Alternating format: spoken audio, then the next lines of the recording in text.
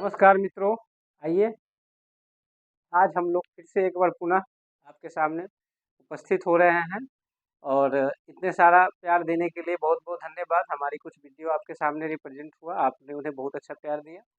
इस सीरीज को हम थोड़ा और आगे बढ़ाते हैं और हम आपके सामने कुछ रिप्रेजेंट करना चाह रहे हैं। जैसा कि सभी लोग जान रहे हैं कि अभी आने वाले टाइम में हमारे सामने एसएससी का जीडी का एग्ज़ाम आने वाला है, जो हर बच्चों का एक ख्वाहिश है कि किसी भी तरह एसएससी में सेलेक्ट हो जाना, जीडी में क्वालिफाई करना। और जीडी जो है एक अच्छा जॉब होता भी है, जिसमें जीडी का एग्ज़ाम अभी कुछ ही दिन में होने ही वाली है। जस्ट जनवरी फरवरी फरवरी के आसपास उसका एग्ज़ाम आपका होगा। तो आप लोग पूरी जी जान लगा के तैयारी कर रहे होंगे। आपके तैयारी में थोड़ी सी कुछ चीज़ें आपको फ़ायदे के लिए आपको उसमें शामिल कर देना चाहूँगा मैं चाह रहा हूँ कि आपको ये आइडिया एक हो जाए कि कैसे एसएससी जीडी में क्वेश्चंस होते हैं, कैसे हम उसको टैकल करेंगे, कैसे हम उसको जल्दी से पूरा सॉल्व करेंगे ताकि टाइम हमको कम समय में ही उसको टैकल कर लें। तो इसके लिए सबसे ज़्यादा ज़रूरी है कि पीछे जो अभी तक एग्ज़ाम हुआ है, उसमें से कुछ क्वेश्चंस को हम लोग देखें कि कैसे किस तरह का सवाल होता है, सवाल का मोड क्या है, किस प्रकार से पूछा जाता है, ये ज़रूरी है जानना। तो इससे रिलेटेड मैं एक सीरीज आपके सामने प्रेजेंट करने जा रहा हूँ। एसएससी जीडी का previous year question review full explain उसका हम करेंगे। पिछले जो एग्जाम हुआ है उसका हम प्रीवियस ईयर क्वेश्चन है उसका एक रिव्यू करेंगे। उसका एक सीरीज लेके आपके सामने आ रहे हैं। ये सीरीज का पहला सीरीज है, जिसमें 2022 जीडी एग्जाम का जो फॉर्म फिलअप हुआ था 2022 में, जिसका एग्जाम 1 फरवरी 2023 को हुआ था, उसका आज हम लोग सबसे पहले क्वेश्चन का मैथ का एनालिसिस करेंगे। उसमें जो मैथ का जो हुआ था एग्जाम, उसमें मैथ का जो क्वेश्चन है उस क्वेश्चन को एनालिसिस करेंगे, देखेंगे कि किस टाइप का क्वेश्चन आपसे पूछता है, परीक्षा का क्या डिमांड है आपसे, परीक्षा आपसे क्या चाहती है। वैसे आपको बता दूं, परीक्षा जो है वो आपसे एक नॉर्मल नॉलेज आपसे चाहती है कि क्या आप में कुछ विषय वस्तु की नॉर्मल नॉलेज है या नहीं। बहुत ज़्यादा टफ और बहुत ज़्यादा कम पोजीशन का क्वेश्चन नहीं है, कंपोजिशन मिडिल लेवल का है। तो आइए सबसे पहले 2022 में जो सबसे पहला क्वेश्चन आपके सामने जो आया था उसको हम लोग देखते हैं। तो आइए दोस्तों शुरू करते हैं 1 नंबर सवाल से, जो आपके सेट का पहला नंबर सवाल है। आपके स्क्रीन पे चल रहा होगा, आप देख लीजिए। वो लिखा हुआ है, एक मोबाइल की कीमत में पहले क्रमिक रूप से 5% और 2% की कमी की जाती है। उसके बाद कीमत में क्रमिक रूप से क्रमशः 10% और 20% की वृद्धि की जाती है। मोबाइल की कीमत में अंतिम परिवर्तन क्या था? और नीचे में आंसर प्रतिशत में दिया है, इसका मतलब आंसर मुझे प्रतिशत में निकालना है। तो आइए इसको हम सॉल्व करते हैं। 1 नंबर सवाल। तो आप देख रहे हैं 1 नंबर सवाल में क्या हुआ। मान लीजिए उस मोबाइल का कीमत 100 रुपया था। पहले 100 रुपया मान लेंगे, फिर उसमें 5% की कमी की गई। जब 5% की कमी की जाएगी तो 100 में 5% घट गया, मतलब 95 रुपया उसका दाम बच गया। पुनः इसमें जो है 2% की कमी की गई, 2% की कमी की गई, तो 95 का 2% कम हो गया, तो बच कितना गया 98, मतलब 98% अब उसका दाम हो गया। इसको काटिए, 19 से 19 पच्चे 95, 19 5 से कट जाएगा, 20 पंचे 100, 5 से काटेंगे 19 पच्चे 95, इसको 5 से काटेंगे 20 मतलब ये 49, ये हो जाएगा 10। इसको गुना करेंगे तो हमारा आएगा 931/10 रुपया। ये हमारा दाम बच गया मोबाइल का। अब हुआ ये कि अब इसमें क्रमिक रूप से फिर बढ़ोतरी किया गया। अब अगेन इसमें क्या किया जा रहा है, बढ़ाया जा रहा है। तो 931/10 में इसको बढ़ाया जाएगा। तो बढ़ाया क्या गया 10%। तो हम 10 जो 100 था 10% बढ़ गया, तो 110% निकाल देंगे। किसी भी वस्तु का दाम 10% बढ़ाना है तो 100 में ना 110% निकाल देंगे तो उसका 10% बढ़ जाता है। तो 110%, फिर 120%, 20% बढ़ा, फिर 120%, 2 जीरो से 2 जीरो कट गया।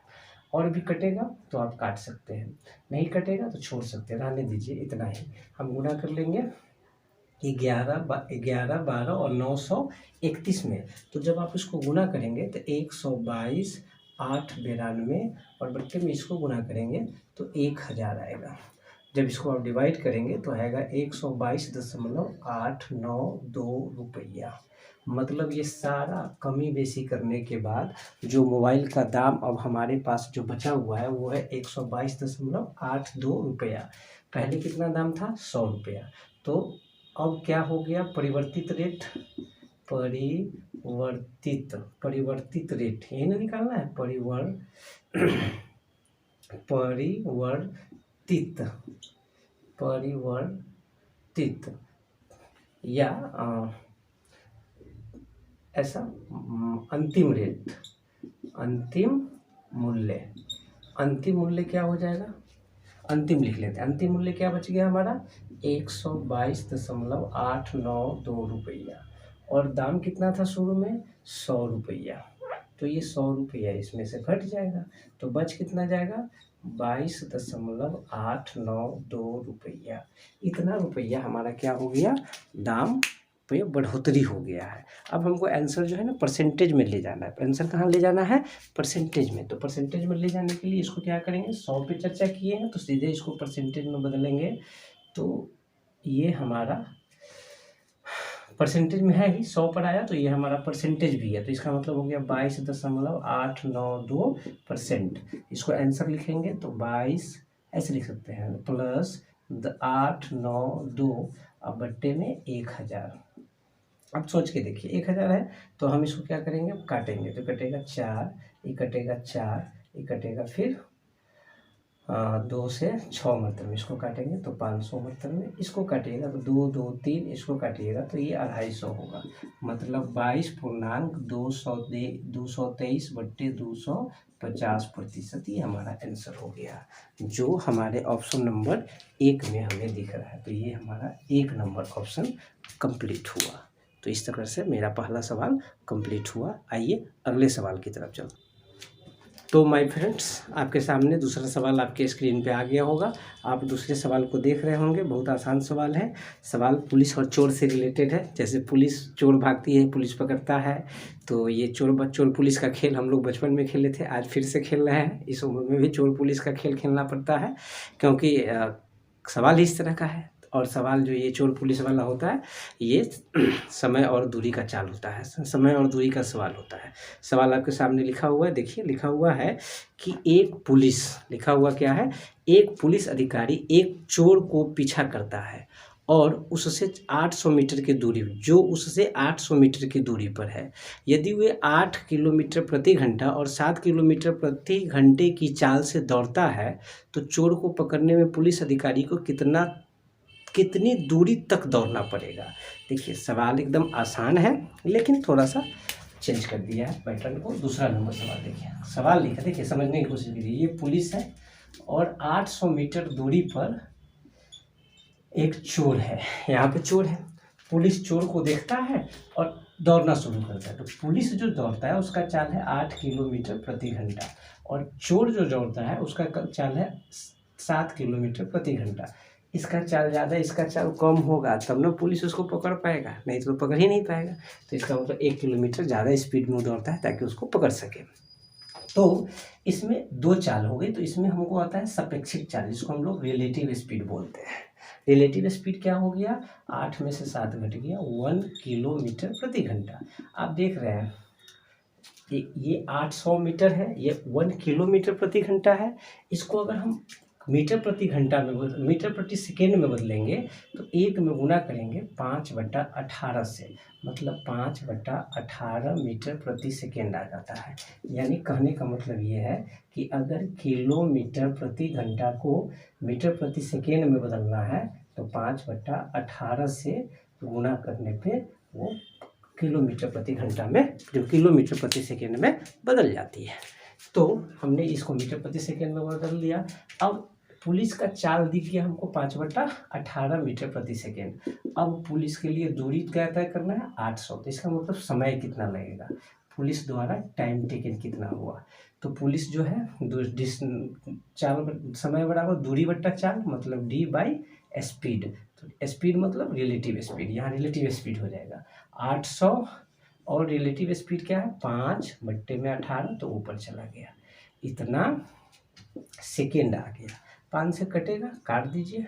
5 से 16 पंचे 80, 0 मतलब 160 इंटू 18 सेकेंड।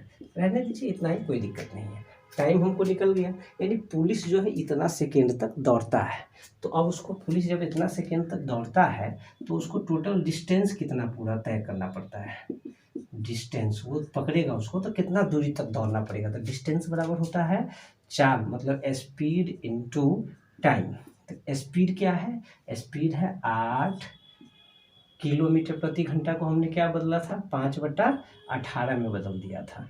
तो 5/18, 8 में 5/18 से गुना करेंगे, ये मीटर प्रति सेकेंड में चला गया, ये किलोमीटर में है। और टाइम जो है वो है 160 इंटू 18। ठीक है, अब इसको काटिए। इसको जब काटिएगा तो हो जाएगा 18 से 18 कट गया। और अब क्या हो जाएगा, अच्छा इसको गुना कर दीजिए, 8 पंचे 40, तो 40, तो यानी हो गया 40 गुना 160, 16 चौका 64, 400 मीटर की दूरी तय करना पड़ेगा पुलिस को। पुलिस 400 मीटर की दूरी तय करेगा तो उसको पकड़ लेगा, जो आपके ऑप्शन नंबर 2 में दिख रहा है। इस प्रकार से हमारा ये दूसरा सवाल कंप्लीट हुआ। आइए दोस्तों आगे चलते हैं अगले। मित्रों आई होप सो आपको मज़ा आ रहा होगा, समझ में भी आ रहा होगा। चीज़ें जब आपको समझ में आती है तो आपको मज़ा आता है, और मैं आशा करता हूँ कि आपको समझ में आ रहा हो। अगर किसी तरह का कुछ दिक्कत हो तो मैं चाहूँगा कि आपका कमेंट किसी भी प्रकार से रहो तो आप पास कर सकते हैं। तो आइए अगले सवाल की तरफ चलते हैं। सवाल नंबर तीसरा नंबर सवाल एकदम बहुत आसान सवाल है, और ये मेरा मेंसुरेशन का सवाल है जो आपके स्क्रीन पे चल रहा है, दिख रहा है आपको स्क्रीन पे चल रहा है सब। हाँ, ये आपका स्क्रीन पे चल रहा है, ये मेंसुरेशन का सवाल है। सवाल लिखा हुआ है, यदि एक गोले की त्रिज्या 5% में वृद्धि की जाती है और तो गोले के पृष्ठीय क्षेत्रफल में कितने प्रतिशत की वृद्धि हो जाती है। इसको जानने के लिए एक चीज़ आपको समझना होगा। ये गोला है, ये हमारा क्या हो गया, गोला हो गया। गोला इस प्रकार का होता है, ये गोला मतलब बॉल, गोला, ये गोला हो गया, इसकी ये त्रिज्या हो गई। तो देखिए इसका एक कॉन्सेप्ट है कि अगर त्रिज्या जो है वो r हो तो उसका पृष्ठीय क्षेत्रफल बराबर r² हो जाता है। ये आपको दिमाग में रिमेंबर करके रखना पड़ेगा। तो उस आधार पे हम इस तीसरे सवाल को सॉल्व करेंगे। तीसरा सवाल आपको कह रहा है कि किसी गोले की त्रिज्या का 5% वृद्धि किया गया। तो पहले तो आप ये देख लीजिए कि हम मान लेते हैं, माना कि गोले की जो प्रारंभिक त्रिज्या थी वो था 100। तो जैसे ही गोले का प्रारंभिक त्रिज्या 100, तो उसका पृष्ठीय क्षेत्रफल, ए मतलब क्षेत्रफल, पृष्ठीय क्षेत्रफल कितना हो जाएगा, तो ये हो जाएगा 100 का स्क्वायर, मतलब 100 का स्क्वायर मतलब 100 पर 2 जीरो और बढ़ जाएगा, इतना आ गया। अब क्या किया गया, अब जो है त्रिज्या में वृद्धि की गई। त्रिज्या में वृद्धि कितना का किया गया है, 5% का। 5% का वृद्धि करेंगे तो कितना हो जाएगा, 105। तो इसका मतलब इसका ए निकालेंगे तो कितना होगा, तो 105 का स्क्वायर। इसको गुना करेंगे तो 50 25 11 दाही 110, मतलब इतना हो गया, इतना इसका पृष्ठीय क्षेत्रफल निकल गया। अब हमको कह रहा है कि कितना प्रतिशत की वृद्धि हुई है। तो देखिए, तो इस दोनों में वृद्धि देख लीजिए कितना का है, डिफरेंस वृद्धि, इस दोनों का अंतर आप घटाइएगा तो आपको दिख रहा होगा, ये है 10,000 और ये है 11,025। तो मतलब कितना हो गया, 1025 की वृद्धि हुई है। अब हमको इसको क्या करना है, प्रतिशत में लेना है, प्रतिशत वृद्धि क्या लेना है, प्रतिशत वृद्धि। तो प्रतिशत वृद्धि 100 पे चर्चा की है, इसको सीधे प्रतिशत में बदलना है। इसका मतलब 100 से भाग दे देंगे 10.25, इतना प्रतिशत की वृद्धि हो गई। तो इस प्रकार से आपके स्क्रीन पे चल रहा है, आप देख रहे होंगे। इसमें जो हमारा ऑप्शन आ गया वो ऑप्शन है 10.25 एक नंबर में। ये हमारा तीसरा नंबर सवाल कंप्लीट हुआ। आइए दूसरा सवाल जो हमारे बोडमास का सवाल है, सरलीकरण का सवाल है, वो आपको दिख रहा है। इसका हमको सोल्यूशन करना है। आइए हम इसको हल करते हैं। इसका हल करने का नियम है, बोडमास का नियम होता है कि पहले हम ऑफ का काम करते हैं, फिर भाग का काम करते हैं, फिर गुणा का, फिर जोड़ का, फिर घटाव का। ये नियम है बोडमास का। तो इस आधार पे हम इस पे काम करेंगे। तो आप देख लीजिए, ऑफ का मतलब भी गुना होता है, यहाँ भी गुना, इसका मतलब ये सब गुना में है। तो इसमें जो कटने वाला है उसको काट लीजिए, 3 ये कटेगा 4, अब इस नहीं कटेगा, हो गया, अब उसको गुना कर देंगे, 5 दिया 15, 15 सते 105, मट्टे में 16 चौका 64, 15 में से 10 घट गया तो 5/1, इसका एलसीएम लेंगे 64, ये हो जाएगा 105 प्लस 4 पंचे 20 के 0, 6 पंचे 30 और 2 32, जोड़ेंगे तो 5 2 4, 425/64। एकदम सिंपल, आपको जोड़ घटाव कर देना, एकदम सिंपल जोड़ घटाव का सवाल था। हो गया आपका ये काम कंप्लीट। ये आपके ऑप्शन नंबर दिखाई दे रहा होगा, ये आपका तीसरा नंबर आंसर हो गया। तीसरा नंबर हमारा आंसर ऑप्शन हो गया आंसर हमारा। इस प्रकार से चौथा नंबर सवाल हमारा कंप्लीट। जी हाँ, और इस प्रकार से अब अगले सवाल की तरफ हम बढ़े। आपका अगला सवाल आपके सामने आपके बोर्ड पे चल रहा है, लिखा हुआ है कि वर्तमान 5वां नंबर सवाल, वर्तमान जन्म दर प्रति 10,450 है। 10 प्रति 10,450 है, मतलब प्रति 10,000 पर 450 है, ये कह रहा है ये। जबकि संयोग संगत मृत्यु दर प्रति 10,000 पर 120 है, मतलब जन्म वृद्धि दर है 450, मृत्यु दर है 120। प्रतिशत में जनसंख्या वृद्धि के संदर्भ में शुद्ध संवर्धित दर ज्ञात करें। देखिए बहुत आसान सवाल है, बस थोड़ा सा आपको इस पे ध्यान देने की ज़रूरत है, कुछ नहीं करना है। देखिए वृद्धि कितना है प्रति 10,000 पर 450, कमी कितना है 120, मतलब इतना जन्म लिया इतना मर गया, तो बचा वृद्धि, बचा हुआ वृद्धि जो है रह कितना गया, तो 0 3 3, और प्रति 10,000 पर है, दोनों सेम अंक है, 10,000 10,000, तो हम इसको एज इट रहने देंगे और डायरेक्ट प्रतिशत वृद्धि निकालेंगे। डायरेक्ट प्रतिशत वृद्धि निकालेंगे 330, अब बट्टे में 100 कर लेंगे, ये प्रतिशत में चला जाएगा, तो कितना हो जाएगा 3.3%। ये हमारा आंसर हो गया है, एकदम आसान, एक लाइन का सवाल। तो ये हमारा ऑप्शन दिखाई दे रहा है आपको 2 में। इस प्रकार से मेरा 5वां नंबर सवाल भी कंप्लीट हुआ। आइए इस क्रम में हम लोग आगे बढ़ते हैं और अगले सवाल की तरफ। माँ नंबर सवाल देखा, बहुत आसान सवाल है, बस आपको कॉन्सेप्ट समझने की जरूरत थी कि वो 10,000 प्रति 10,000 पे ही दोनों एनालिसिस करना था, तो सीधे मान घटा के हमको उसका परसेंटेज में बदल देना था, बट्टे 100 कर देना था। परसेंटेज में बदलने के लिए सिर्फ 100 से हमको भाग दे देना होता है। तो आइए अगले सवाल की तरफ आपको ले चलते हैं। 6 नंबर सवाल, सेम सवाल, अभी कुछ देर पहले चोर पुलिस वाला एक देखे थे, फिर चोर पुलिस वाला सवाल देखिए, एक ही सेट में 2 सवाल दे दिया चोर पुलिस से ही रिलेटेड। सोचिए कितना इंपॉर्टेंट चैप्टर होता है स्पीड एंड डिस्टेंस। आइए छठा नंबर सवाल आपके स्क्रीन पे आ गया होगा, आप देखिए उसमें लिखा हुआ है, एक चोर 15 मीटर प्रति सेकेंड की चाल से दौड़ना शुरू करता है। 12 सेकेंड दौड़ने के बाद एक पुलिस उसी दिशा में 20 की मीटर प्रति घंटे प्रति सेकेंड की चाल से चोर को पकड़ने के लिए दौड़ना शुरू करता है। पुलिस कर्मी को चोर को पकड़ने के लिए कितने मीटर तक दौड़ना पड़ेगा। यहाँ देखिए क्या कहा है, बहुत अच्छा सवाल है।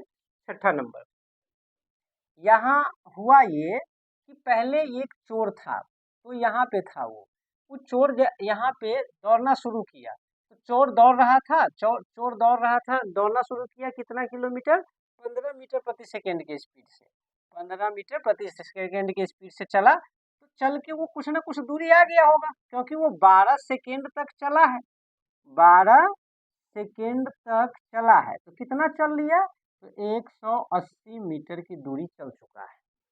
तब जैसे ही पुलिस की नज़र इस पे पड़ती है, चोर मान लीजिए यहाँ आ गया, अब पुलिस की नज़र यहाँ पे पड़ा, पुलिस अधिकारी का नज़र पड़ा, पुलिसकर्मी का उस पर नज़र पड़ा, और पुलिस अब उसको पकड़ना शुरू किया, दौड़ना शुरू किया, और उसका जो स्पीड है वो 20 मीटर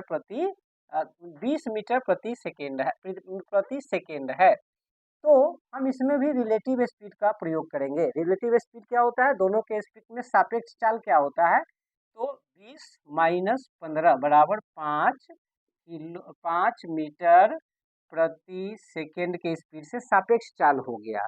अब जैसे ही 5 मीटर प्रति सेकेंड से सापेक्ष चाल हो गया, तो आप देख लीजिए पुलिस को, तो रिलेटिव स्पीड मेरा निकल गया, तो अब पुलिस को उसको पकड़ने में समय कितना लगेगा, टाइम निकालेंगे, तो टाइम बराबर डिस्टेंस बट्टा स्पीड, रिलेटिव स्पीड। तो डिस्टेंस हो गया 1/180 बाई रिलेटिव स्पीड है 5, 5 से इसको काटेंगे तो कटेगा 5 तिया 15 और 5 छक 30, 5 तिया 15 और 5 छक 30, 36 मरतब में। अब आपको क्या पता करना ये है, नाउ आपको पता करना है कि पुलिस जो है उसको पकड़ने में कितना दूरी दौड़ेगा, माने कितनी दूरी तय करेगा। तो हमको डिस्टेंस निकालना है, पुलिस द्वारा तय किया गया डिस्टेंस पुलिस द्वारा। तो पुलिस का चाल समय कितना लगा पकड़ने में 36, और पुलिस पुलिस को 36 समय लगा, और रिलेटिव स्पीड पुलिस का चाल कितना है तो 20। अब गुना कर देंगे 36 दूना 72, मतलब 72 मीटर दूरी तय दौड़ेगा, तब जाके पुलिस वो चोर को पकड़ पाएगा। और इस प्रकार से हमारा आंसर आ जाएगा, जो आपकी स्क्रीन पे दिखाई दे रहा होगा वो 2 में है। तो ये हमारा स्पीड एंड डिस्टेंस का दूसरा सवाल इसी सेट में आ गया। इस प्रकार से हमारा ये छठा नंबर सवाल कंप्लीट हुआ। आइए अब आपके सामने जो स्क्रीन पे सवाल आ रहा होगा उसको ध्यान से देखिए। बस परीक्षक क्या कर रहा है, आपका दिमाग चेक कर रहा है कि आपका दिमाग कंसंट्रेशन बना के रखे हुआ है कि नहीं, कि हड़बड़ा गया है। वो हर एंगल से आपको चेक करता है। देखिए सवाल कितना अच्छा है और आपको घुमा कैसे रहा है। लिखा कि 1 घंटे में ए 5 कुर्सी पर पेंट कर सकता है, बी 3 कुर्सी पर पेंट कर सकता है। निर्धारित कीजिए कि जब वे एक साथ मिलकर काम करेंगे तो उन्हें 40 कुर्सियों को पेंट करने में कितना समय लगेगा। ये तो मजाक है ना, है देखिए कहना मजाक है। आइए आपको बताते हैं। अब देखिए 7 नंबर कह रहा है 1 घंटा पहले दे दिया है, और अक्सर बच्चे प्रेशर प्रेशर में क्या करेगा, घंटा भूल जाएगा कि इसमें निकालना क्या है, उसका सापेक्षिक चाल निकालना शुरू करेगा। अब देखिए ए के बारे में कहा कि ए 1 घंटा में 5 चेयर को पेंट करता है, और बी जो है 1 घंटा में 3 चेयर पेंट कर दिया। तो कुल मिला के 1 घंटा में चेयर कतेक पेंट हो गया, 8 गो। दोनों पेंट करेगा साथ में तो चेयर कतेक पेंट हो गया, 8 गो। और बस आपसे सीधा पूछ दिया कि 40 गो पेंट करेगा तो दोनों कितना देर में करेगा, तो देख लीजिए।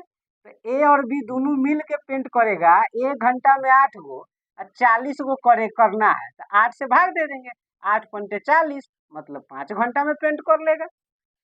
ये तो बस सीधा सवाल था। और आपको अगर आप प्रेशर में रहिएगा तो आपको ये थोड़ा ज़्यादा टफ लगेगा।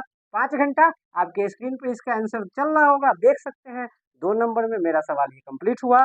7वां नंबर, चलिए चलिए आपको ले चलते हैं 8वें नंबर सवाल पे, जो आपके स्क्रीन पे आ गया होगा, आप देख लीजिए। सोनी ने एक मोबाइल राजू को 10% के लाभ पर बेचा। राजू ने उसे आलोक को 5% हानि पर बेच दिया। आलोक ने उसे सोहन को 20% लाभ पर बेच दिया। यदि सोहन ने उसे 6,270 रुपया में खरीदा तो सोनी के लिए मोबाइल का क्रय मूल्य क्या होगा। बहुत अच्छा सवाल, बहुत अच्छा सवाल। ये सवाल अक्सर पूछता है परीक्षा में, और इस तरह से काफी चीजों को घुमा घुमा के कहने के बाद आदमी परेशान हो जाता है कि इसका मतलब क्या होगा। तो देखिए बहुत आसान सवाल है, आसानी से इसको देखेंगे हम लोग। सवाल नंबर है हमारा 9। पहले बात हो रही है सोनी की। सोनी ने क्या किया, राजू को 10% लाभ पर मोबाइल बेच दिया। तो कहने का मतलब ये है कि सोनी 100 रुपया में खरीदा था और 10% लाभ पर बेच दिया। तो कितना में बेचा, तो 110 रुपया में बेच दिया। 10% जैसे ही बना 100 का तो 10% का 110 रुपया हो गया। उसके बाद सोनी ने राजू को बेचा, राजू ने आलोक को 5% हानि पर बेच दिया। राजू को क्या किया, ये 10% लाभ पे बेचा। अब यहाँ पे राजू क्या किया, आलोक को मोबाइल बेच रहा है 5% हानि पे, 5% हानि पे बेच रहा है। तो 5% हानि निकालना है, मतलब 110 का 5% हानि निकालना है। तो 100 में से घटा लेंगे 95 बट्टे 100, 0 से 0 कट गया, 5 से 19 बचे 95, 5 से 5 दूना 10, इसको गुना करेंगे तो 19 से कम 19, 19 से कम 19, 1 20, 209 बट्टा 2, मतलब आलोक को कितना में खरीदा, 209 रुपया। अब आगे बढ़े। अब क्या किया आलोक ने, क्या किया आलोक ने इसे सोहन को 20% लाभ पर बेच दिया। अब आलोक भाई साहब क्या किए, 20% लाभ पर किसको बेच दिए, सोहन को, सोहन को बेच दिए। तो 20% लाभ पर जैसे ही बेचेगा तो 209 बट्टा 2 का 20% लाभ का मतलब क्या हो गया, 120%, 120 बट्टा 100, 20 से 20 छक 120, 20 से 20 पंचे 100 और 2 से ही कट गया 3 बर्तन में। इसको गुणा करेंगे तो 9 तिरी 27 और 3 9 तिरी 27 और 3 दूना 6 और बट्टा में 5। सोहन कितना में खरीदा? 600 600 sorry sorry sorry sorry sorry चलिए सही है। आइए सही है। तो अब हमने क्या देखा, सोहन जो खरीदा चीज, मोबाइल खरीदा, वो कितना में खरीदा? 729 रुपया बट्टा 5 रुपया में मेरे हिसाब से। और सवाल में क्या कह रहा है, सोहन जो पैसा लगाया वो कितना के बराबर है? तो वो है 6,270 रुपया। तो इसको हम एवेल्यूएट कर लेंगे, कटेगा एक बर्तन में, मतलब एक का मान कितना आ गया? 10। एक का मान कितना आ गया? 10। तो यहाँ आ गया 50, मतलब एक का वैल्यू कितना हो गया?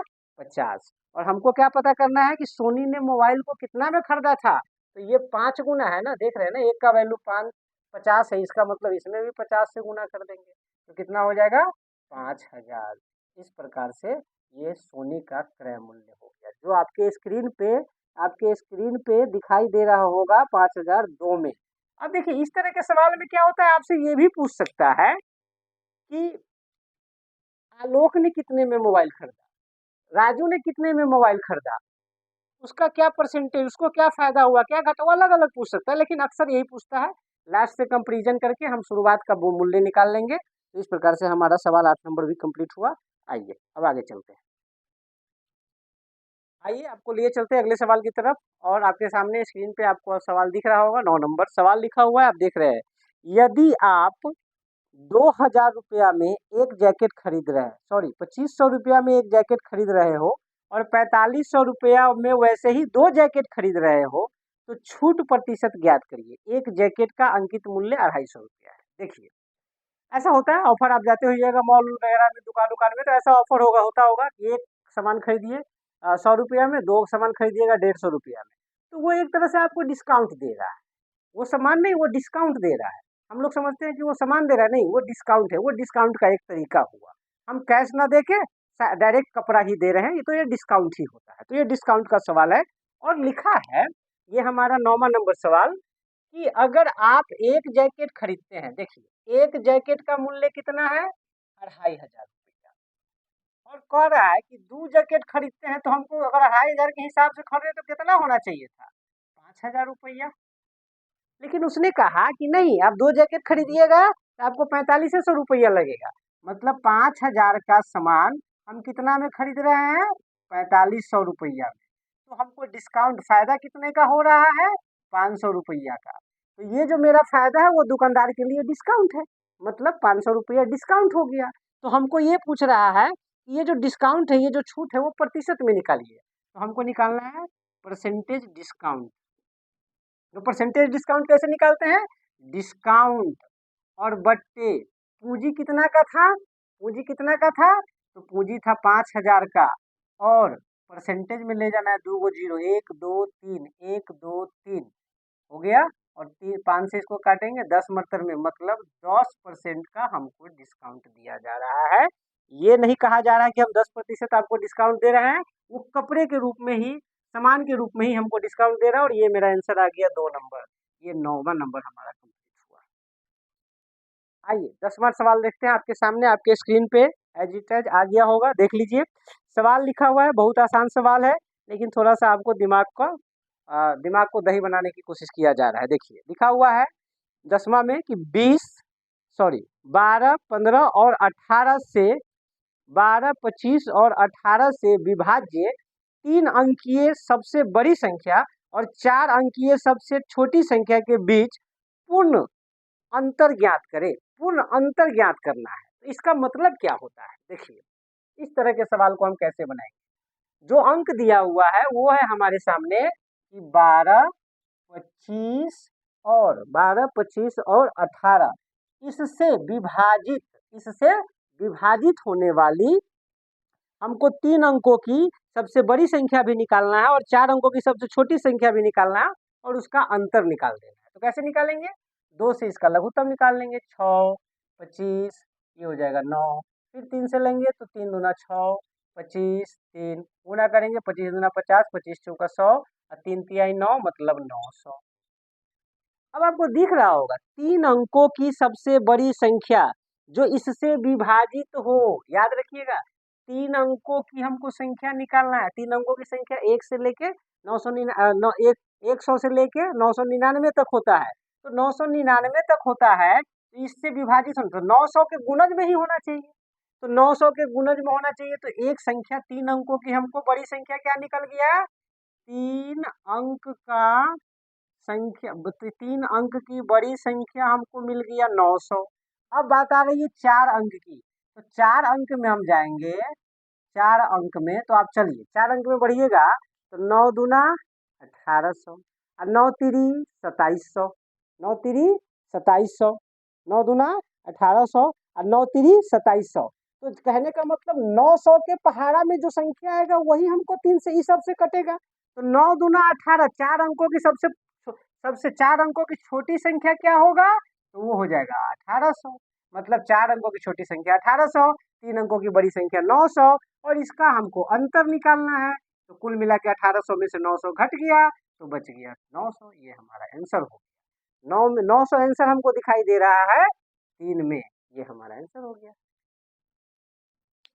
आपको आगे ले चलते हैं 11 नंबर सवाल में। 11 नंबर सवाल आपके सामने होगा, आप देख रहे होंगे स्क्रीन पे लिखा हुआ है, एक दुकानदार किसी वस्तु के खरीद पर निम्नलिखित 3 छूट योजनाओं को घोषणा करता है, इनमें से कौन सी योजना ग्राहक के लिए सबसे अच्छी योजना है।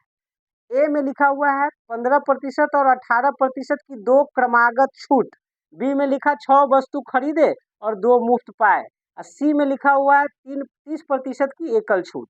अब हमको आंसर बताना है कि एक दुकान में गए, उसमें 3 ऑफर दिया गया। ऑफर ये 3 प्रकार से दिया हुआ है, पहला में 2 छूट दिया गया है, दूसरा में 6 गो पर खरीदने पर 2 गो मुफ्त दिया जा रहा है, और तीसरा में कहा एक के बारे में हम आपको 30% दे देंगे। तो हमको पता करना है कि तीनों में से कौन सा ऑफर हम चुने। तो इसके लिए हम क्या करेंगे, कौन सा ऑफर चुने, तो इसके लिए हम क्या करेंगे, तीनों को चेक करेंगे कौन ऑप्शन हमारे लिए फायदा में है। आंसर हमको देख दिया हुआ है, एक में ए और सी दोनों योजनाएं समान छूट प्रदान करती है, बी 2 में लिखा हुआ है योजना ए, 3 में लिखा हुआ है योजना बी और 4 में लिखा हुआ है योजना सी। तो हम तीनों को चेक करेंगे। तो सबसे पहले 11 का 1 नंबर, सॉरी 11 का ए, 11 के ए में लिखा हुआ है, आप देखिए 15% और 18%, क्या लिखा हुआ है 15% और 18%, ये क्रमागत छूट है।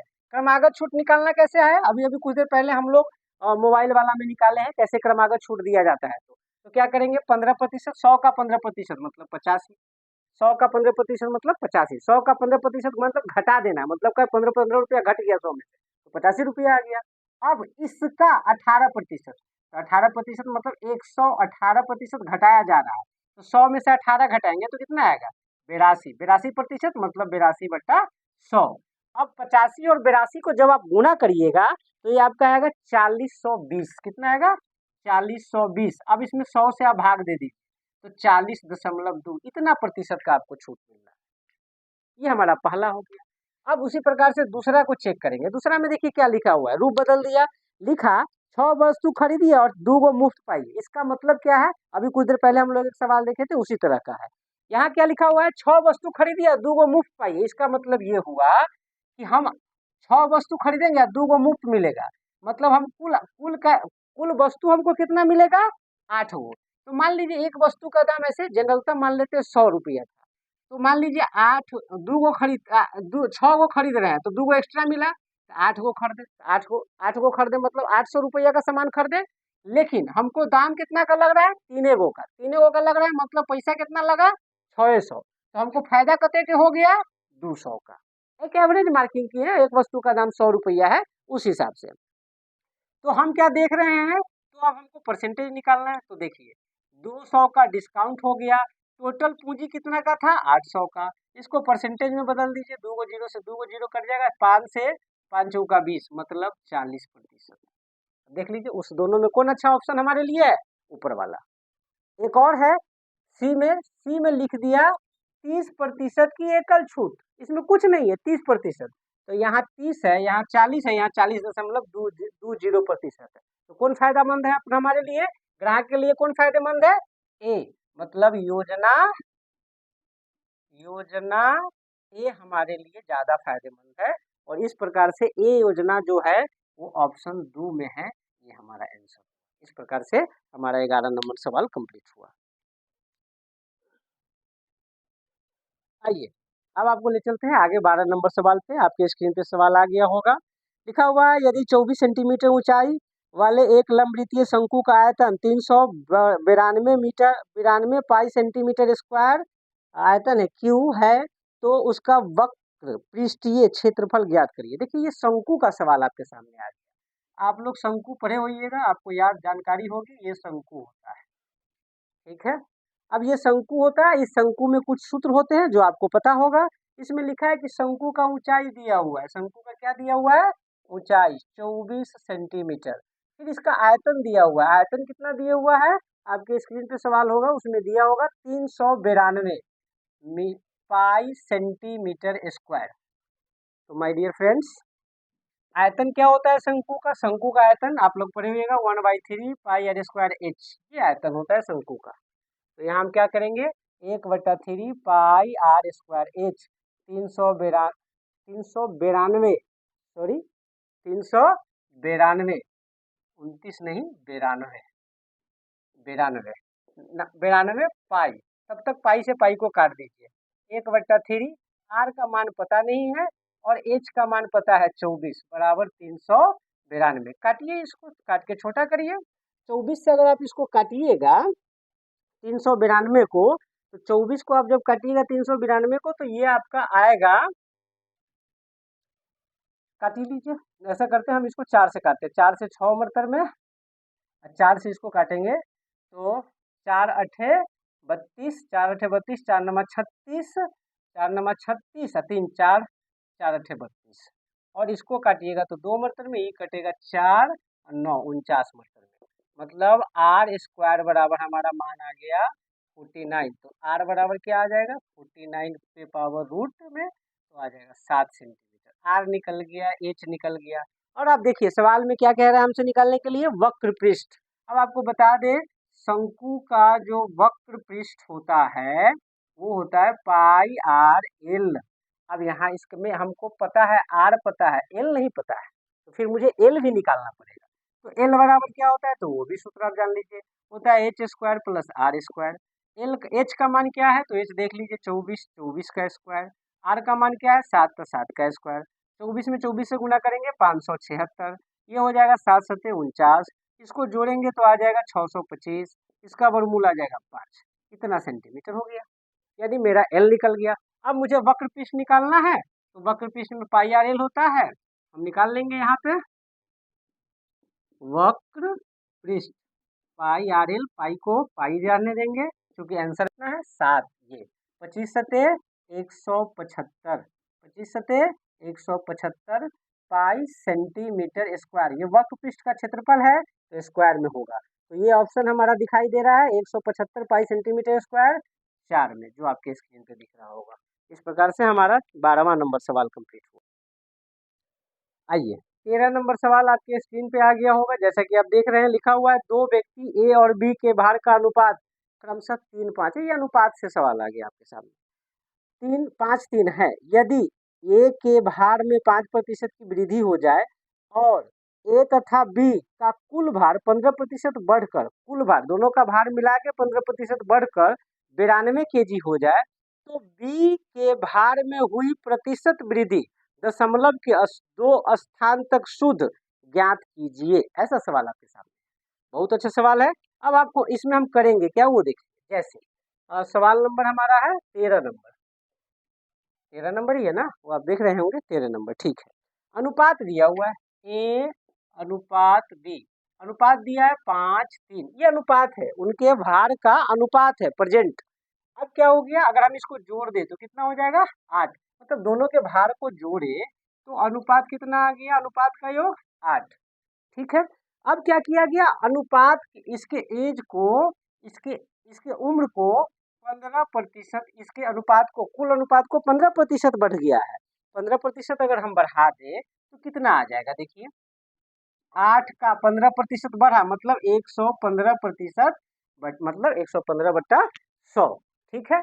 अब इसको काटिए, 5 से काटेंगे, 5 दूना 10, 5 तिया 15, 5 से 20 पंचे 100, इसको काटेंगे 4 दूना 8, 4 से कटेगा क्या मतलब में 4 पंचे 20, इसको गुणा करेंगे 3 दूना 6, 2 दूना 4, 46/5, यानी 15% बढ़ाने पर मेरे हिसाब से, अनुपातिक हिसाब से वो वजन कितना हो गया 46/5। लेकिन आंसर में दिया कि क्वेश्चन में दिया हुआ है कि जब 15% बढ़ाते हैं तो इसका वजन किसके बराबर होता है, 92 केजी के आसपास, 92 केजी हो जाता है। इसको अगर हम इवेल्युएट करें तो 92 46 से 2 मरतब में कटेगा, मतलब एक का वैल्यू कितना आ गया, तो 5 दूना 10, इस मीन इसका वजन, कुल वजन हो गया 80, इसका हो गया 30, इसका हो गया 50। ये तो आप समझ रहे होंगे। अब देखिए, अब क्या किया गया, अब इसका वजन में 5% की वृद्धि की, 5% की वृद्धि की गई है जी, बिल्कुल। तो इसको 5% हम बढ़ाते हैं, 5%, 50 को 5% जैसे ही बढ़ाएंगे तो कितना हो जाएगा 105/100, इसको काटेंगे तो कै मरतब में कटेगा, 2 मरतब में, यानी 105/2 आ जाएगा, क्या आ जाएगा 105/2, यानी इसका 5% बढ़ने पे ये आ गया, दोनों का पूरा बढ़ने पर वजन कितना हो गया था 42। इसका मतलब ये जो बढ़ा है, ये बी वाला का जो बढ़ा है कितना बढ़ा है, ये हमसे पूछ रहा है कितना प्रतिशत बढ़ा है, तो हम तो पहले ये पता कर लेंगे कि कितना बढ़ा है। तो बढ़ा है वो कैसे निकालेंगे, तो बी का निकालेंगे, टोटल बढ़ा है 92, 92 बढ़ा है, और 105/2, ए का खाली बढ़ा है तो इसमें घटा लेंगे तो कितना हो जाएगा 2, 2 दूना 4, 9 दूना 18 माइनस 105, घटेगा तो 14 में से 5 घटा तो 9, जगह 7, 49, 69, 79/2। अब देख लीजिए, ये हो गया, ये जो है ना वजन इसका बी का जो बढ़ा है वो 79/2, यानी यहाँ सबका बढ़ा तो इसका कितना बढ़ा हुआ है, तो 79/2, इतना केजी बढ़ा है। अब बढ़ा तो बढ़ा कितना, मतलब इजाफा कितना हुआ, इंक्रीज कितना हुआ, ये हमको पता करना है। तो इंक्रीज है 79 है, 79/2, पहले कितना था 30/1, घटा लेंगे तो 2, ये हो जाएगा 79 माइनस 30 दूना 60, अब घटा लीजिए, ये हो जाएगा 9, आई घटेगा तो हो जाएगा 1/2, मतलब 19/2। अब देखिए इतना बड़ा, इसका हमको परसेंटेज इंक्रीज निकालना है, परसेंटेज इंक्रीज निकालना है, तो कैसे निकालेंगे, परसेंटेज वृद्धि जो हुआ सो, अब पहले जो था से मूल इंटू 100, 0 से 0 कट गया, और 2 से इसको काट दीजिएगा तो 5 मरतब में कट जाएगा, और 19 पचे 95 हो जाएगा, बट्टे 3, 3 से भाग दे दीजिए, 3 तिहाई 9, 3 एकम 3 दशमलव 2 पर 0, 3 छक 18, फिर 2 पर 0, 3 छक 18, 3 छक 18, ऐसे बढ़ता जाएगा। और हमको कह रहा है कथी कि शुद्ध 2 स्थान तक निकालना है, तो तीसरका अंक को हम 6 को छोड़ेंगे तो इसको 7 कर लेंगे, मतलब इतना प्रतिशत की वृद्धि हो गई बी के वजन में। तो ये हमारा 13वां नंबर का क्वेश्चन का आंसर कहाँ दिखाई दे रहा है हमको, आपको स्क्रीन पे दिखाई दे रहा होगा, एक ये हमारा कंप्लीट। 14 नंबर में चलते हैं, आपका 14 नंबर सवाल आपके स्क्रीन पे आ गया होगा, थोड़ा जल्दी जल्दी तो नहीं हो रहा है माय डियर फ्रेंड्स, अगर हो रहा होगा तो थोड़ा एडजस्ट करिए, क्योंकि और भी सवाल है और हम चाह रहे हैं कि समय रहते हुए सारा सेट जितना संभव हो सके आपके साथ शेयर करें, जिससे कि कुछ फायदा हो जाए। मैं ये चाह रहा हूँ कि अगर इस वीडियो का अगर 10%, 15%, 10% ही अगर आपको फायदा हो गया तो मेरा मेहनत सफल हुआ, मैं मानूंगा कि मेरा मेहनत, तो इसलिए थोड़ा ज़्यादा मगर पूरा, अपना एक ही फंडा, थोड़ा ज़्यादा मगर पूरा। आइए देखते हैं 14 नंबर सवाल। 14 नंबर सवाल आपके स्क्रीन पे आ गया होगा, आइए हम उसको सॉल्व करते हैं। 14 नंबर सवाल में लिखा हुआ है क्रमशः 50 और 80 के औसत अंक वाले छात्रों की 2 कक्षाओं ए और बी को मिलाने पर प्राप्त औसत अंक 60 है, प्राप्त औसत अंक 60 है। कक्षा 1 और बी के छात्रों का क्रमशः अनुपात ज्ञात करो। अच्छा, अनुपात का सवाल है।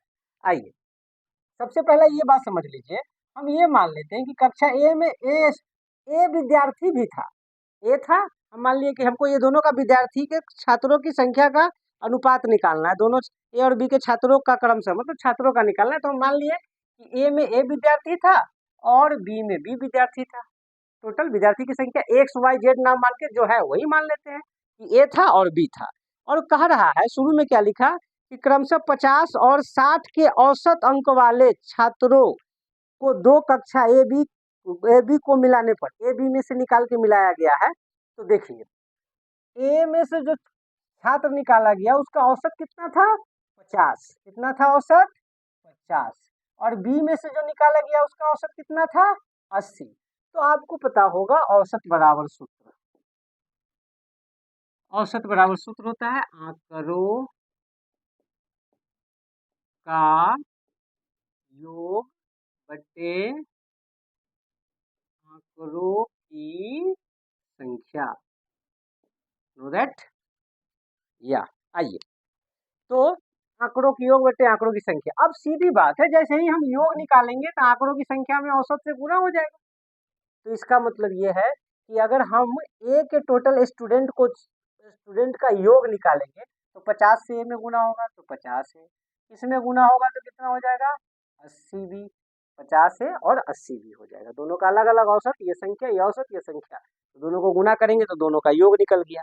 अब कह रहा है कि इस दोनों को मिला दिया गया, दोनों स्टूडेंट को, ए मान है कि ए में ए स्टूडेंट था, बी में बी स्टूडेंट था, तो दोनों को जोड़ दिया गया, तो इतना टोटल स्टूडेंट की संख्या हो गया। और औसत कितना दे रहा है इसका तो 60, तो ये दोनों इसके बराबर होगा। इसका जोड़ेंगे योग और इसको जब गुना करेंगे तो योग जो आएगा वो क्या आएगा मेरा बराबर आएगा। अब इसको अनुपात में ले जाना है, 50A प्लस 80B गुना करेंगे तो कितना आएगा 60A और 60B, तो क्या आ जाएगा 50A, ए को इधर ले आएंगे तो -60A, ये हो जाएगा 60B, उसको उधर ले जाएंगे तो -80B। अब घटा लीजिए तो -10A और ये हो जाएगा -20B, माइनस से माइनस कट गया, 10 से 10 गुना 20, ये हो गया हमारा कुल मिला के 1A और ये हो गया 2B।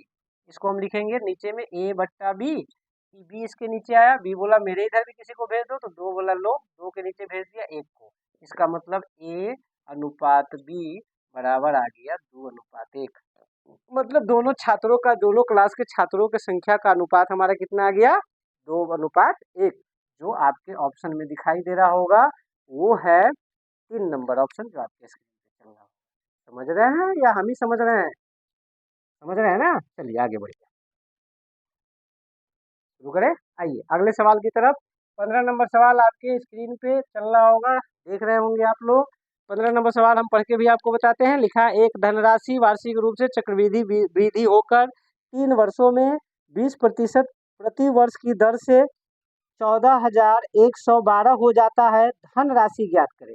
चक्रवृद्धि ब्याज का सवाल है दोस्तों, बहुत अच्छा सवाल होता है और जनरलता ये हर परीक्षा में रहते हैं सवाल। थोड़ा नॉर्मल सवाल है लेकिन हम इसको सूत्र से नहीं करेंगे, क्योंकि अभी हम जान रहे हैं तो थोड़ा सा ट्रिकली भी आपको ले चलेंगे। सूत्र तो होता ही है, जैसे हमको यहाँ पे धनराशि निकालना है मतलब मूलधन निकालना है। 15 नंबर सवाल में अगर आप देखेंगे आइडेंटिफाई आपको अगर हम कराए वस्तुओं से, तो देखिए लिखा हुआ है टी मतलब वर्ष, समय की संख्या कितना है 3 वर्ष, और धन राशि कितना हो जाता है मतलब ए मतलब मिश्रधन, मिश्रधन कितना हो जाता है 14,112 रुपया। और उसके बाद लिखा आर, आर कितना है 20%।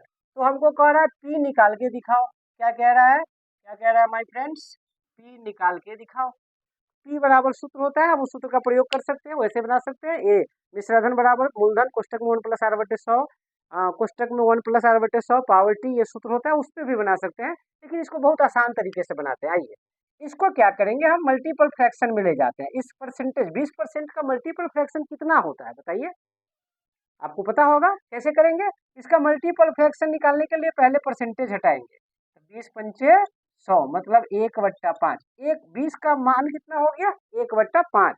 इसको मल्टीपल फ्रैक्शन में ले जाएंगे तो इसका मतलब 5 और में 1 जोड़ेंगे तो 5 1 6/5, ये हो गया मेरा मल्टीपल फ्रैक्शन। मल्टीपल फ्रैक्शन का मतलब होता है जो मान हमारा आता है फ्रैक्शन उसको 1 में जोड़ दीजिए, वो आपका फ्रैक्शन आ जाएगा। तो ये हमारा मल्टीपल फ्रैक्शन हो गया। तो ये जो हमारा दिया हुआ है इसका जो दर, उसको हम क्या करेंगे, समय कितना है 3, इसको पावर 3 कर लेते हैं। जैसे ही इसको पावर 3 करेंगे तो इसका मतलब हो जाएगा 6 गुना 6 गुना 6 और नीचा में 5 गुना 5 गुना 5। और आपको बता दूं ऊपर वाला हमारा मिश्रधन हो जाता है, नीचा वाला मूलधन हो जाता है। इसमें ए का मान आप देखेंगे तो ए का मान आपको क्या दिया हुआ है, देखिए ए का मान आपको देखिए यहाँ दिया हुआ है 14, 112 और पी निकालना है, इसको रहने देते हैं। काटिए, ये कटेगा, कटेगा कैसे, यहाँ से यहाँ तक कैलकुलेशन में समझे।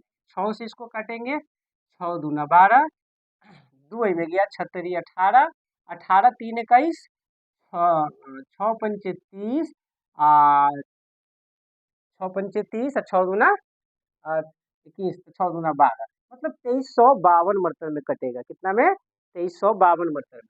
फिर 6 से इसको काटिएगा तो 6 से 36 18, 36 18 और 5 23, 6 नमा 54, 6 दूना 12। फिर 6 से काटिए इसको तो कटेगा 6 पंचे 30, 6 पंचे 30, 6 36।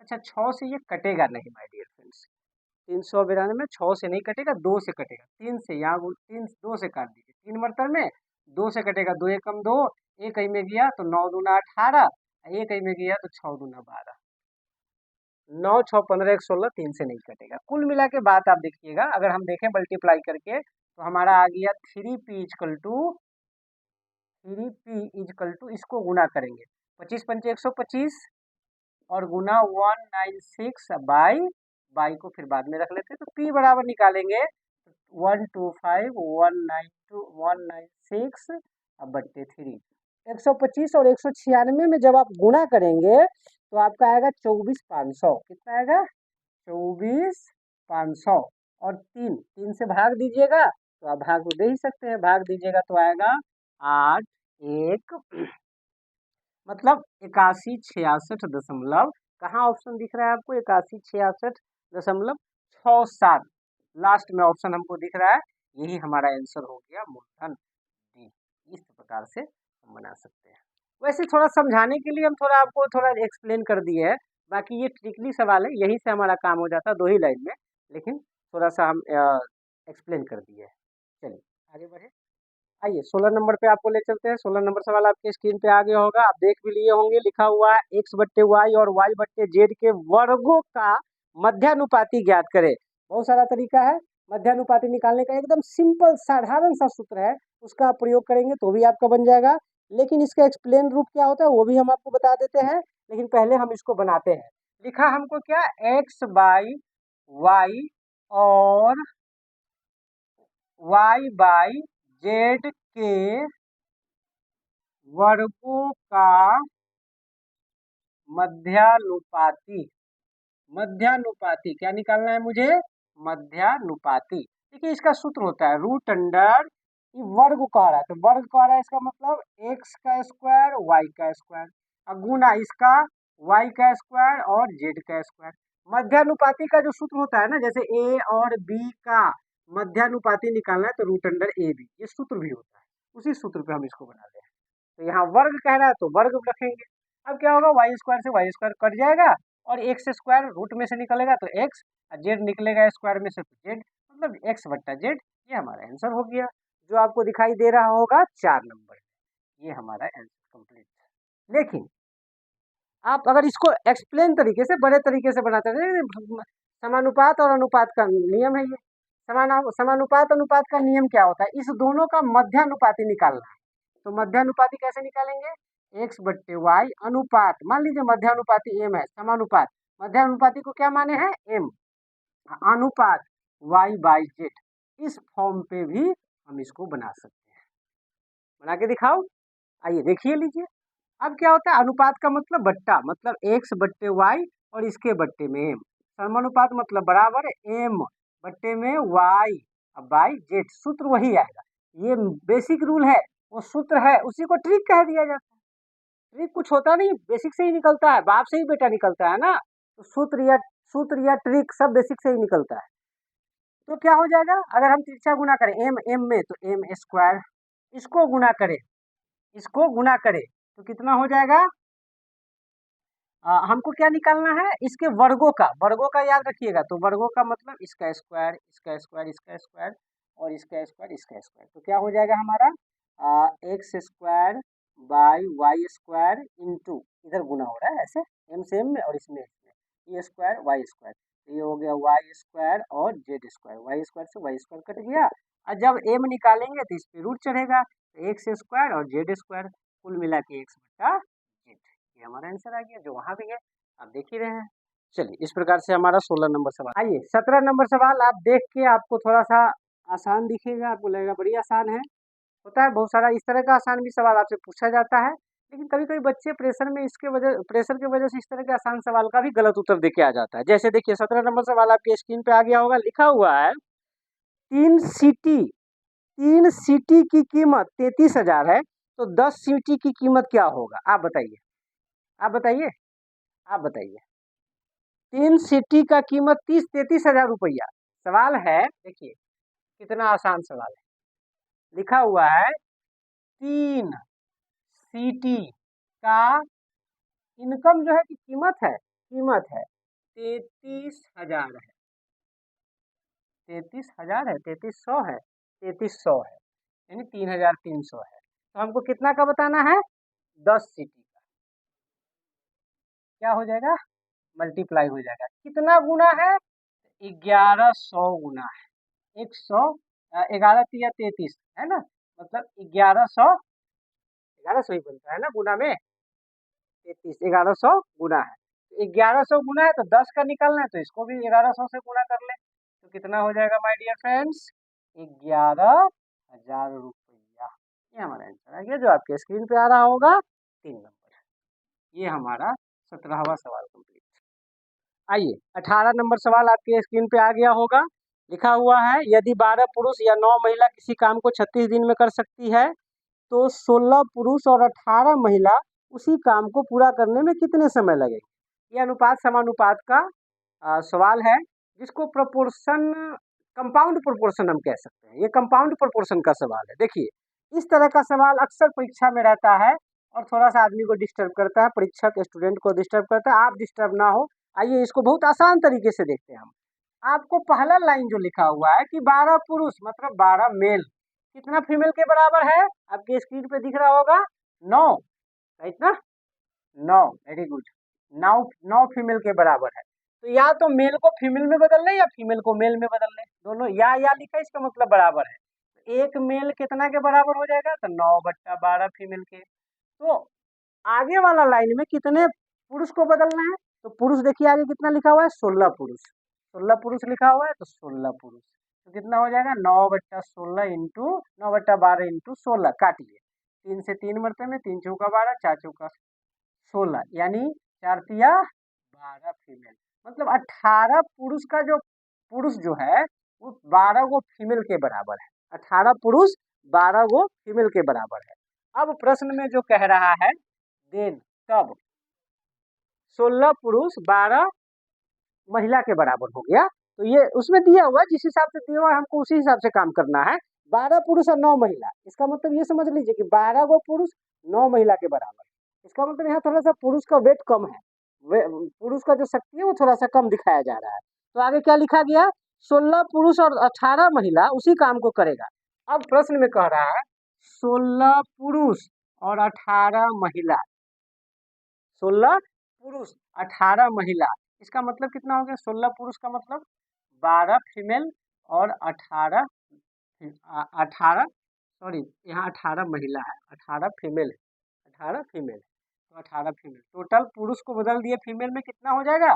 8 2 10, यानी 30 फीमेल, यानी कुल मिला के महिला पुरुष सब मिला के कितना हो गया? 30। अब इसको एक लाइन में लिख लेंगे, महिला पे डिस्कशन करना है हमको, कथी पे? महिला पे। तो देख लीजिए 9 महिला, क्या लिखा है? 36 दिन में काम करता है, 9 महिला 36 दिन में काम करता है, गुना कर लेंगे, 9 महिला 36 दिन में काम करता है, 30 महिला कितना दिन में काम करेगा? तो डी, उसको डी मान लेंगे कि डी में काम किया है, काट लीजिए, कटेगा तो 6 से 6 36, 6 से 6 पंचे 30, अब डी बराबर निकालेंगे तो 9 6 54, अब बट्टा में 5, 5 से आप इसमें भाग दीजिएगा तो आएगा 5 दहाई 50, 4 अब बट्टा 5, कितना दिन लगेगा उस सबको काम करने में? ये हमारा स्क्रीन पे चलता हुआ दिख रहा होगा आपको 10 पूर्णांक 4/5, जो आपको 3 नंबर। ठीक है माय डियर फ्रेंड्स, आइए आगे चलते हैं आपको अगले सवाल। आइए आपके सामने अगला सवाल 19 नंबर लिखा हुआ है, दिखाई दे रहा होगा आप लोगों को कि 10,000 रुपए, 10,000 नहीं 1 लाख लिखा हुआ है। 1 लाख का एक मगहर ए द्वारा बी को 6% लाभ पर बेचा जाता है। बी घर वापस ए को 3% हानि पर बेचता है। पूरे लेन देन में ए का लाभ या हानि क्या है ये बताना। बहुत अच्छा सवाल। इस तरह का सवाल, इसी टाइप का सवाल अगली बार बीपीएससी में पूछा गया था। अगली बार जो बीपीएससी 69 वाला हुआ था, सेम टाइप का सवाल था। देखिए क्या हुआ। सवाल क्या है, स्केमा नंबर है 19 नंबर। एक ए है और एक बी है। एक ए ना, ए के पास 1 लाख का एक घर है। 1 लाख का एक घर है। ए क्या किया, बी को 6% लाभ पर बेच दिया। 6% लाभ पर बेचा। कैसे निकालेंगे, थोड़ा सा ज्यादा कैलकुलेटर आपको लगे तो आराम से आप निकाल लीजिए। 1 लाख लिख दिए, 6% लाभ पर बेचा है तो बढ़ेगा 6% लाभ, तो इसका मतलब हो जाएगा 106/100। 2 को 0 कट गया, अब हो जाएगा 106 पर 3 जीरो, यानी 1,06,000। किसको, बी को। अब बी क्या कहा कि भैया मुझे यहाँ नहीं रहना है, मैं जा रहा हूँ, आप ये घर मेरे से रिटर्न ले लो, आपका घर है आप ही ले लो। तो बोला कि ठीक है मैं लूंगा, लेकिन मैं उतना पैसा नहीं दूंगा। तो बोला ठीक है कोई बात नहीं, आप जो है ना हमको जितना में खरीदे उसमें 3% का हानि है पर हमको दे दीजिए, आप ले लीजिए। तो ये क्या किया, 3% हानि पे फिर बी ए को बेच रहा है। तो 3% हानि पे बेच रहा है, इसका मतलब क्या है, 1 जी पर 3 गो जीरो, 3% हानि। हानि मतलब घाटा, हानि मतलब घाटा। इसका मतलब 100 में से 3 घटा तो 97, 97% मतलब 97/100। अब इसको काट दीजिए, 2 गो जीरो से 2 गो जीरो कट गया, कट गया।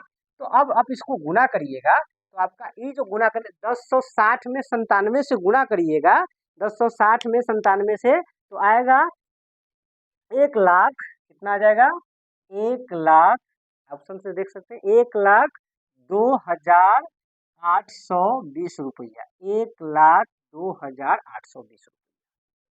यानी बी जब वस्तु को इसको बेचा ए को, तो उसने कितना में बेचा, तो 1,02,820 रुपया में। तो कहा जा रहा है पूरे लेन देन में ए को लाभ हुआ कि हानि, तो आप सोच के देखिए ए को लाभ हुआ या हानि। परीक्षा में लोग गड़बड़ा इस बात से लेता है, वो 1,60 उसको देखेगा और इसको देखेगा, तो उस हिसाब से तो इसको हानि हो गया। लेकिन नहीं, यहाँ देखना है आपको, उसके पास घर कितना का था, 1 लाख का न था, 1 लाख के था, 1,02,820 रुपया में बेचा तो उसको लाभ हुआ। और लाभ हुआ कितना का, 2,820 रुपया का उसको लाभ हो गया। ये हमारा ऑप्शन नंबर 4 में दिखाई दे रहा होगा, आपको लिखा हुआ है 2,820 रुपया लाभ। इस प्रकार से 19वां नंबर सवाल मेरा कंप्लीट।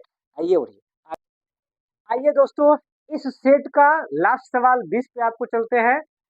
आपने जितना भी सवाल देखा, मुझे आशा है, विश्वास करता हूं कि आपको अच्छा लगा होगा, आप देखे होइएगा। आगे इस सवाल का लास्ट, इस सेट का लास्ट सवाल आपके सामने 20 नंबर स्क्रीन पे चल रहा होगा। सवाल मैं पढ़ के आपको बताता हूँ। लिखा, एक कॉलेज में 2 कोर्स होते हैं। एमकॉम में 500 में 450 छात्र पास हुए, जबकि एमए में 2,000 छात्रों में 1,500 छात्र पास हुआ। कॉलेज का संयुक्त पास प्रतिशत बताइए, कॉलेज का संयुक्त पास प्रतिशत बताइए। देखिए ये लंबा चौड़ा लिखा हुआ है, लेकिन काम उतना लंबा चौड़ा नहीं है। आप देखिए आसान तरीके से सोचिए। पहले तो ये पता करिए कि हमको टोटल संयुक्त पास निकालना है ना, क्या निकालना है, संयुक्त पास, माने कुल मिला के पास प्रतिशत कितना है। तो हम ये पता कर लेंगे पहले कि टोटल स्टूडेंट कितना है एमए में और एमकॉम में दोनों मिला के। तो आपको पता है एमकॉम में 500 स्टूडेंट था और एमए में 2,000 स्टूडेंट था। टोटल स्टूडेंट कितना हो गया, 2,500। अब पास करता है 100 पास स्टूडेंट, एमए में कितना पास किया, 500, 550, 450 लिखा हुआ है, और 450, और एमकॉम एमए में कितना किया, 2,000 में से 1,500। तो कुल मिला के पास किया कितना भाव, 0,5, कितना हो जाएगा, 5 4 9 1, 1,950 गोरा पास कर गया। और इसी पास का हमको परसेंटेज निकालना है। तो हमको निकालना क्या है, टोटल पास परसेंटेज। तो टोटल पास है 1950। टोटल पे चर्चा करना है तो 2500 और गुना में 100 परसेंटेज मिले जाना है। 2 जीरो से 2 जीरो कट जाएगा, 25 से इसको काटिएगा, 25 सते 175, 175 अब 75 और 200 तो 25 अट्ठे 200, मतलब 78% आदमी टोटल पास किया था कॉलेज में। कौन कॉलेज है पता नहीं, हम लोग जिस कॉलेज में थे उस समय कॉलेज में इस तरह का बात तो नहीं था, किसी कॉलेज का होगा। आइए, तो इस प्रकार से हमारा 78% आंसर आपको दिखाई दे रहा होगा ऑप्शन 3 में, जो स्क्रीन पे झलक रहा है। इस प्रकार से ये हमारा सेट कंप्लीट हुआ। तो आज हम लोग जीडी का, जो पिछले साल 2023 में 1 फरवरी को एग्जाम हुआ था, उसमें जो टोटल 20 मैथ्स का सवाल था, उसको हमने थोड़ा सा एक्सप्लेन्ड रूप में, थोड़ा सा बड़ा मगर पूरा समझाने का कोशिश किया हूँ।